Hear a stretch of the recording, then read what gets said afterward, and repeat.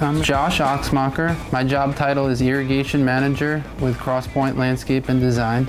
I've been a SiteOne customer for 16 or 17 years now. There's definitely a relationship there, and there's a lot of trust that's been built up.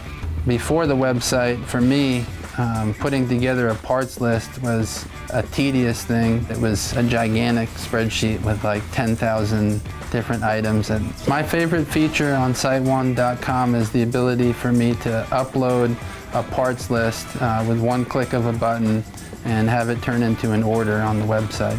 And I can plan out, okay, how are we going to get this stuff? Are we going to have SiteOne deliver it, or does it make more sense for the crew to pass by on their way to the first job the next day? So search on SiteOne.com has become a daily routine for me.